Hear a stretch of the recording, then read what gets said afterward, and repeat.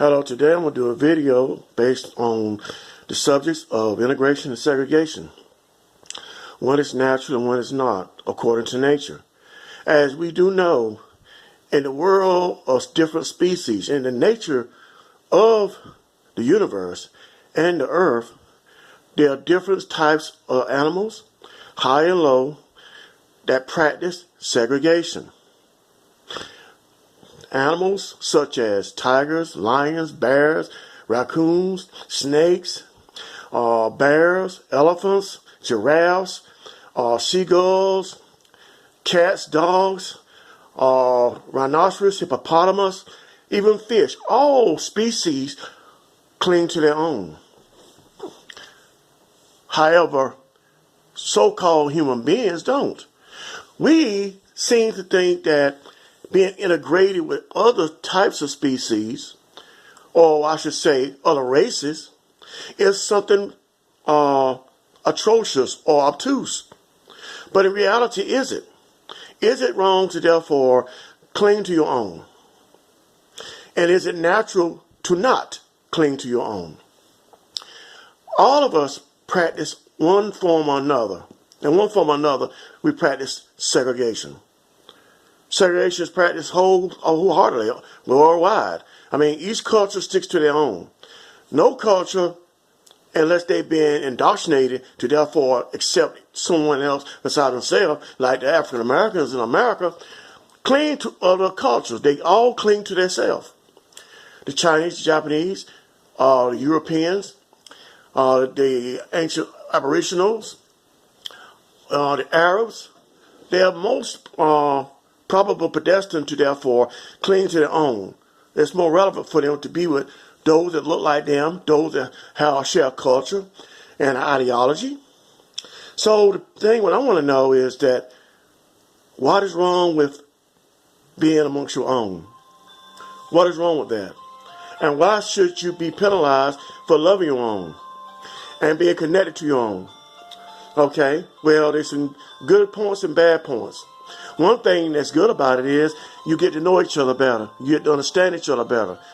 But on the flip side of that, the bad thing can be you impose your will and you therefore try to make others be less than you.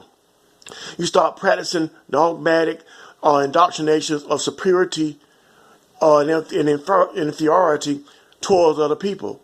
I'm here, you're down here.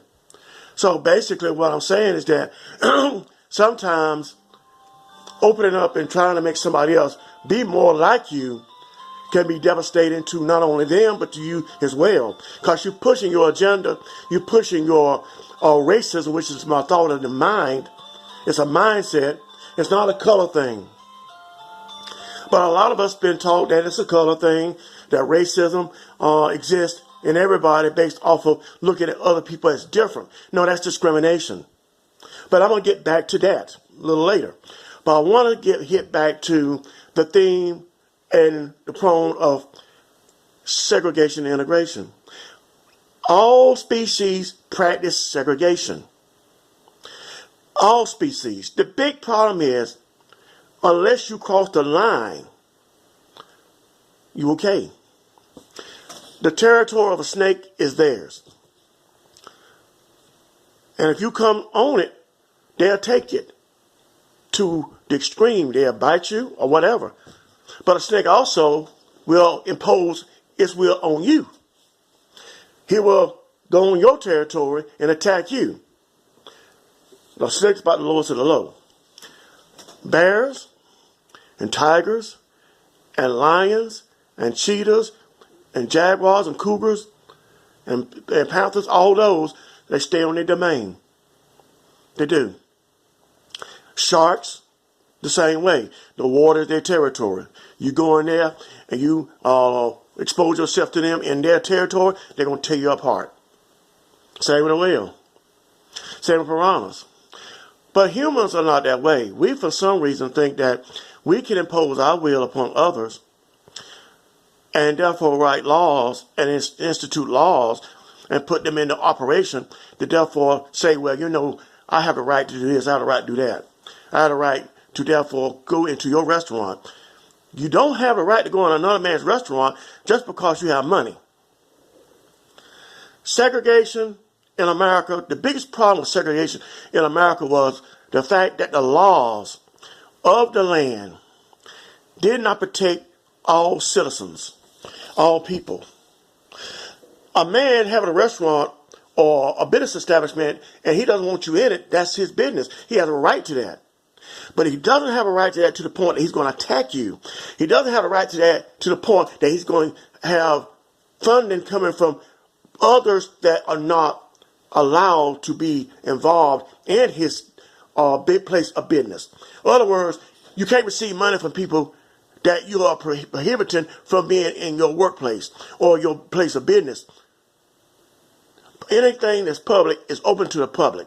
Private, fine. If you want to practice segregation, privatize it. That means it's not a part of the general public, and the public doesn't fund you. You don't get your funding from the public. You don't get your funding from the government. You get it from yourself or those around you, like you, that's in excommunication with you, or in communal with you. But that's the problem in the United States. There are laws that protected people to therefore be to practice segregation and discrimination, but they got public funding. They got public funding. That's the biggest problem. You can't get public funding from the government or other people if you are practicing segregation and discrimination. Now, if it's private, you can. But getting back to what I was saying about the species, do you think it's right for people to integrate against their will?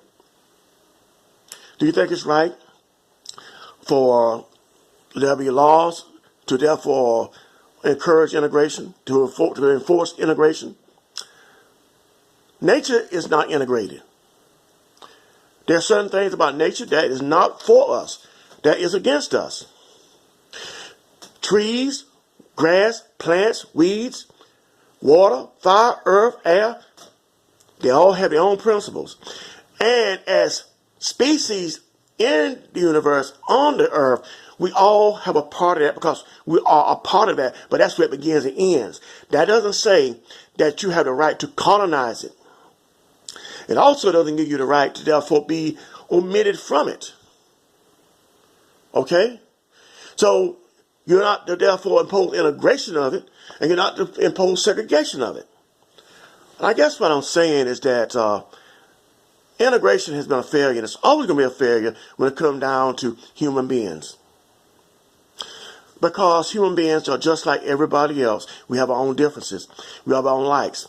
We have our own chooses. We have our disagreements. We have our own montage. We have everything that we want and then some of what we don't have. So it's not a universal truth. It's not something that is full scale and brought into existence, into the effect that it all comes together as one and is shared by each and everyone. No, there's always bits and pieces, like a pie. Take one piece of pie, another piece of pie, and another piece of pie. You share it with 2 or 3 different people. Each pie is going to taste different to each individual. So what I'm saying is, like, what I want to get across, should we integrate or should we practice segregation to the point that we respect each other? Segregation is fine as long as it's practiced properly. If you have something, it's yours, it's yours. If somebody else has something and they want to give it to you, that's fine. But if they don't bother them. And you have no right to impose any legalities against them. That's what I'm saying. It's that we need to understand that segregation is a part of nature. It's a part of everybody's nature. It always will be. Because we all are racist in our mind. We all have likes and dislikes, chooses, picks, and it's never going to stop. It's always going to be that way. We need to take a page out of the so-called lower animals philosophy. We need to look at them. We need to talk about how they do it and how they exist like they do in such unison and familiarity amongst each other. They don't have a problem with the other animals until they violate their domain or their reservation. When that happens, then they got a problem. And humans should have the same ideology and philosophy too. Thank you.